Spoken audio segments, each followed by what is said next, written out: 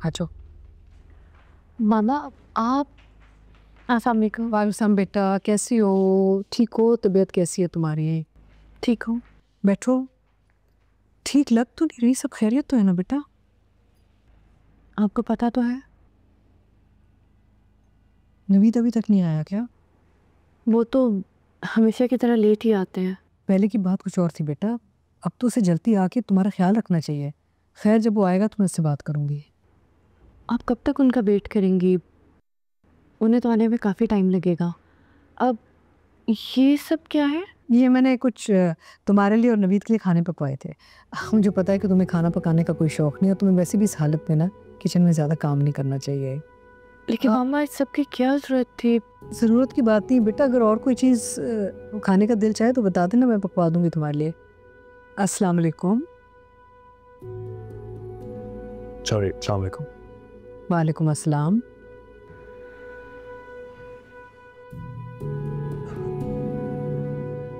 Thank you so much, लेकिन इस hassle की ज़रूरत नहीं थी। ये हैसल नहीं है बेटा, वो ज़ैनब तुम्हें बाहर का खाना बिल्कुल नहीं खाना है इस हालत में, खुदा न खास्ता बीमार हो सकती हो। Mama, why do you pretend to care so much when you actually don't? मुझे प्रिटेंड करने की ज़रूरत नहीं बेटा, मुझे तुम दोनों की, इनफैक्ट तीनों की फिक्र है। Oh, please. मेरी और मेरी बीवी पे एहसान करना बंद करें। हमें इसकी कोई ज़रूरत नहीं है। नवीद, एहसान नहीं है, मुझे तुम लोगों की परवाह है, ये मेरी मोहब्बत है और तुम तीनों की फिक्र है मुझे। क्या मोहब्बत और परवाह? हाँ, मैं आपको एक बात बताऊं,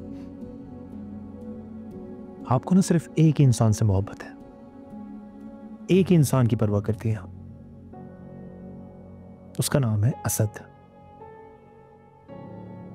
जिसकी वजह से आपने मुझे खुद से अलग किया है।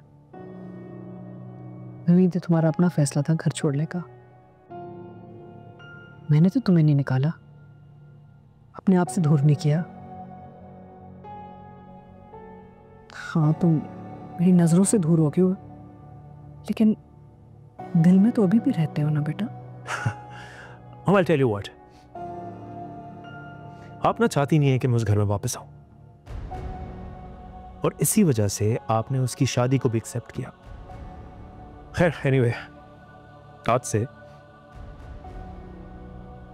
आप इस घर में नहीं आएगी। नवीद, यस,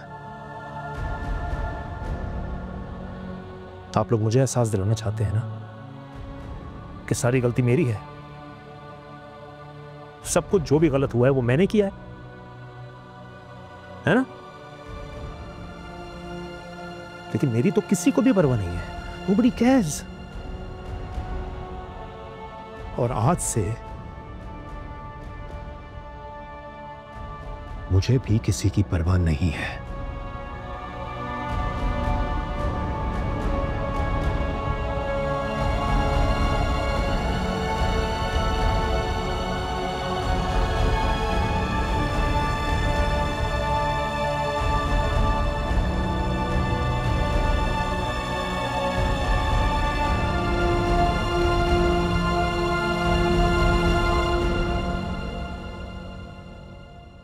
देखो असद, तुम एक मर्तबा फिर से मुझे ब्लेम करके ना ज्यादती कर रहे हो। फाद, मैंने तुम्हें कभी ब्लेम नहीं किया, तुम्हें एहसास दिला रहा हूँ कि इस बार अनम गलत नहीं है, उसके साथ गलत किया जा रहा है। What do you mean by that? मैं गलत कर रहा हूँ उसके साथ? तुम गलत नहीं कर रहे हो, लेकिन तुम्हारी अम्मी।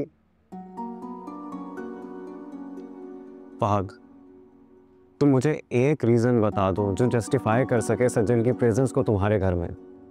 देखो असद, मैं जस्टिफाई नहीं कर, मगर क्या ये जस्टिफाइड है कि अनम मुझे ब्लेम करे कि मैंने उसे उसके घर भेजा था ताकि मैं उस सज्जन के साथ, I mean so disgusting, no, मैं ऐसा सोच भी नहीं सकता हूँ यार। I am not saying you are wrong, लेकिन look at the other side as well.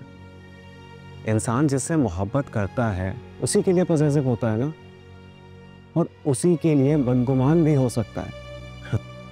नहीं असद, जिससे मोहब्बत की जाती है ना, उस पर पूरा भरोसा किया जाता, एतबार किया जाता है।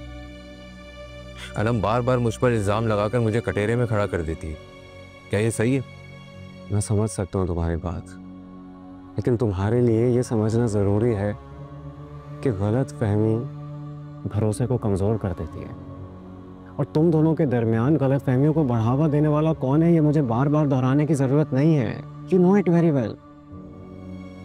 अनम से बात करो please. You know how upset she is. Upset तो मैं खुद हूँ इस वक्त यार। हाँ, और तुम दोनों की वजह से हम सब परेशान हैं, specially mama. Please do something.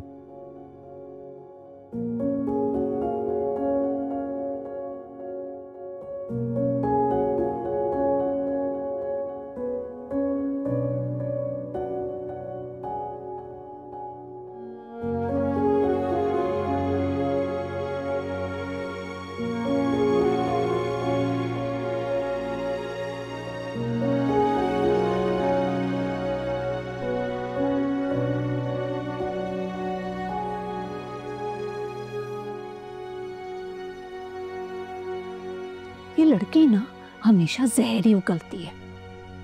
क्यों मिलते करे कि तुम मत जाया करो उसके पास जलील होने के लिए।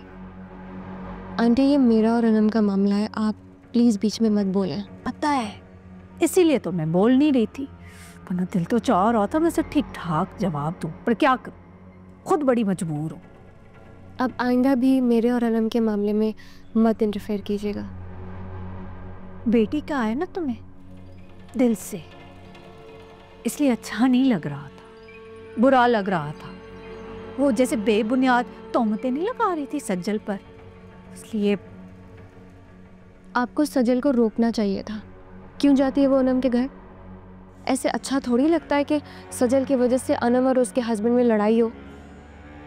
तुम्हें हुए 4 दिन इस घर में आए हुए, तुम नहीं जानती हो इस घर के लोगों को कि क्या फितरत है उनकी, कैसे चाले चलते हैं वो। क्या मतलब? क्या कहना चाह रही हैं आप? रूसा, तुम सोने की भी बन जाओ ना, इस घर के लोगों के दिलों में ना घर नहीं कर पाओगी, चाहे तुम उनके पैर पड़ो।